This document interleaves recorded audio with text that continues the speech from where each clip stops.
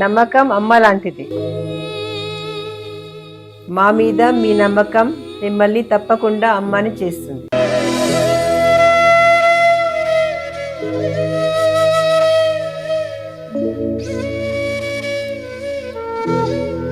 నేడు ఎంతో మంది మా మీద నమ్మకంతో అమ్మాయారు. మీకోసం అమ్మతనం ఎదురు చూస్తుంది. వివరాలకు సంప్రదించండి. Kiran infertility centre, Hyderabad, Bengaluru, Chennai, Delhi. జై శ్రీమన్నారాయణ. నేను మీ ఐకాన్ ఆస్ట్రాలజర్ గట్టుపల్లి సురేష్ బాబు. మనకి 2026 సంవత్సరం ఫిబ్రవరి 23వ తారీఖు ఏంటనుకుంటున్నారా? మారేటువంటి గ్రహాలండి. ఇవి ఏ గ్రహమో తెలుసా అండి? కుజగ్రహం. ఈ కుజగ్రహము రాహుతో కలయికతో, అలానే కుంభరాశిలో రాహుతో కలయికతో రాబోతుంది. ఈ ఫిబ్రవరి 23వ తారీఖు నుంచి ఏప్రిల్ 2వ తారీఖు వరకు కూడా కుంభరాశిలో సంచరిస్తూ ఉంటుంది. అందులోనూ రాహుతో పాటు ఉంటుంది. మొదటిగా అధ్యయనంలో, అదే మొదటి భాగంలో, మొదటి వారంలో కూడా షష్టగ్రహ కూటమిలాగా ఏర్పడుతుంది కుంభరాశిలో.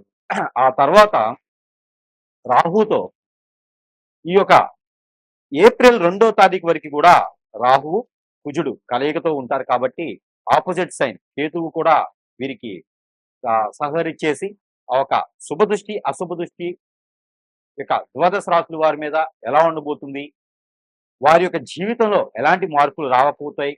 అలానే మరొక విషయం కూడా ఏంటి అంటే కనుక నూతన సంవత్సరం కూడా ఆరంభం అవబోతుంది.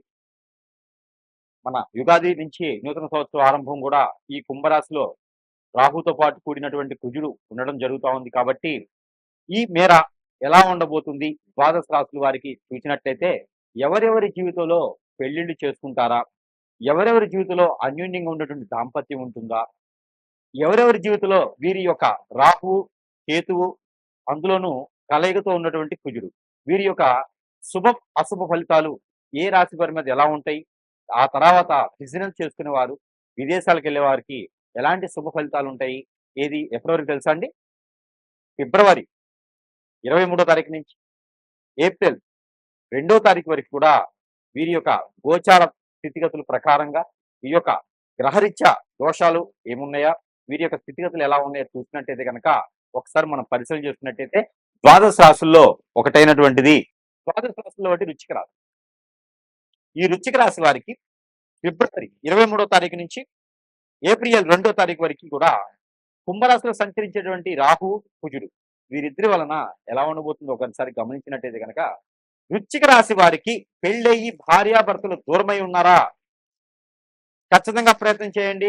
కలిసి వచ్చేటువంటి ఇదైతే వస్తుంది. భార్య వస్తుంది, బిడ్డలు వస్తారు, భర్త వస్తారు. ప్రయత్నం చేయండి. ఓ 10 మందిని వేసుకుని వెళ్ళి కొట్టడానికి వెళ్తే మాత్రం ఖచ్చితంగా రాదు.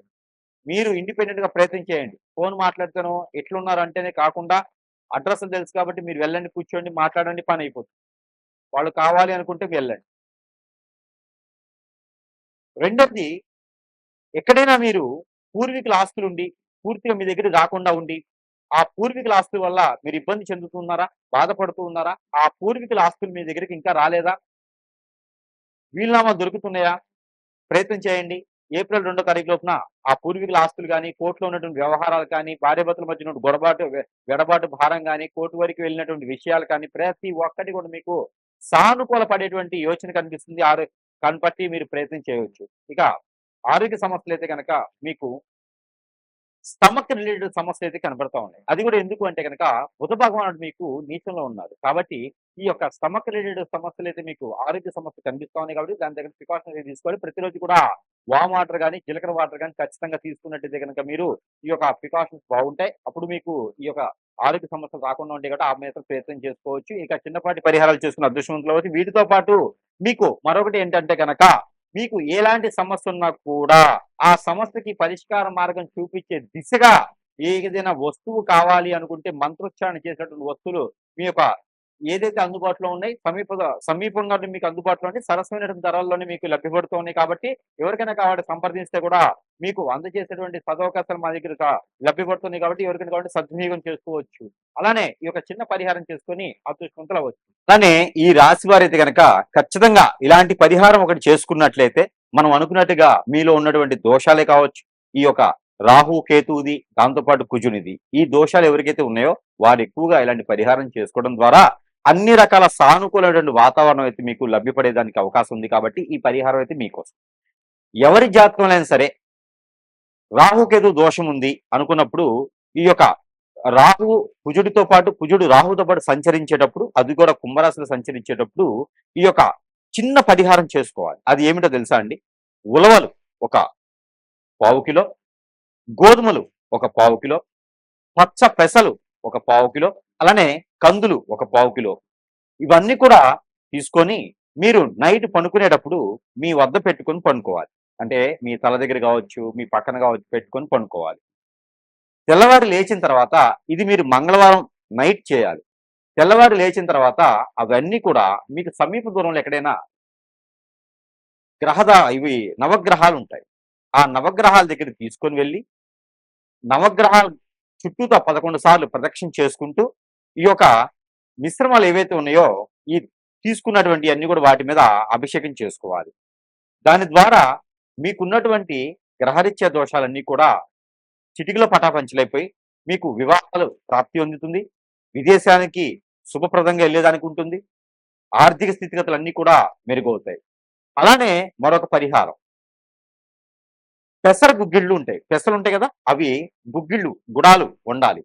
ఆ పెసలు గుడాలుగా వండి ఒక కిలో సుమారుగా వండి దాంట్లో కొబ్బరి పౌడర్ ఉంటుంది, ఎండు కొబ్బరి పౌడర్ ఉంటుంది. ఆ పౌడర్ని కలిపేసి దాంట్లో బెల్లం లేదా షుగర్ కలపాలి. ఆ కలిపినేసినటువంటిది నైవేద్యం ఏదైతే ఉందో ఇది ఆలయంలో, ఎక్కడ రాముల వారి ఆలయంలో కానీ, కృష్ణ ఆలయంలో కానీ, ఎక్కడైనా శ్రీ వెంకటేశ్వర స్వామి వారి ఆలయాల్లో కానీ దీన్ని నైవేద్యంగా పెట్టాలి. ఆ నైవేద్యాన్ని ఇరువురికి కూడా మీరు ప్రసాదం కింద తీసుకోవడం వలన, ఇవ్వడం వలన కూడా దీని వలన మీకు అన్ని రకాల గ్రహ దోషాలు కూడా పటాపంచలైపోయి మీ ఆరోగ్య సమస్యలన్నీ కూడా నెరవేరుతాయి. అలానే ఈ రాశుల వారికి ఈ చిన్న పరిహారం అయితే కనుక ఖచ్చితంగా మీకోసం. ఏమిటంటే గనక మీకు కుజు దోషం, రాహుకేతు దోషం ఏమైనా ఉందా? అయితే మీకు మీ పొలాల్లో కావచ్చు, ఒడ్ల మీద కావచ్చు, గట్ల మీద కావచ్చు, మీ ఇంట్లో కావచ్చు, నర్సరీ నుంచి తెచ్చుకొచ్చే మొక్కలు కావచ్చు, మీరు అపార్ట్మెంట్ లో ఉంటే ఆ మొక్క ఒకటి తెచ్చుకుంటే సరిపోతుంది. ఏమిటి అనుకుంటున్నారా? అరటి మొక్క. ఈ అరటి మొక్క కానీ అంటు కానీ ఏమైనా ఉంటే తీసుకొచ్చుకొని దానికి ఒక పసుపు తాడు, అది ఎట్లాగా కావాలి అంటే గనక ఆడవారైనా మగవారైనా సరే ఒక తెల్లని దారం, మిషన్ దారం ఉంటుంది కదా, అది తీసుకొచ్చుకోవాలి. అది మీరు ఎంతైతే హైట్ ఉంటారో బొటనవేలు, ఖాళీ బొటనవేలు దగ్గర నుంచి తల వరకు కూడా ఇలాగ కొలుచుకోండి. పోగులు పోయండి. ఆ పోగులు 9 ఉండాలి. 9 పోగులు పోసి దానికి పసుపు, గంధం, కుంకుమ రాయండి. రాసిన తర్వాత ఆ దారానికి 7 ముళ్ళు వేయండి. 7 ముళ్ళు వేసిన తర్వాత దానికి ఒక పసుపు కొమ్ము కట్టండి. దానికి ఒక తమలపాకు కట్టండి. దానికి ఒక మామిడాకు కట్టండి. ఇలాగా కట్టినటువంటి ఆకులతో ఉన్నటువంటిది ఇది తీసుకొని వెళ్ళి ఆ ఒక గురువారం రోజు కానీ, మంగళవారం రోజు కానీ చేయాలి. ఇది ఎప్పుడు? ఏప్రిల్ 2వ తారీఖులోపు చేయండి. ఇది తీసుకుని వెళ్ళి ఆ అరటి కొమ్మకి, అరటి మొక్కకి కట్టేసేయండి. 3 ముళ్ళు వేసేసేయండి.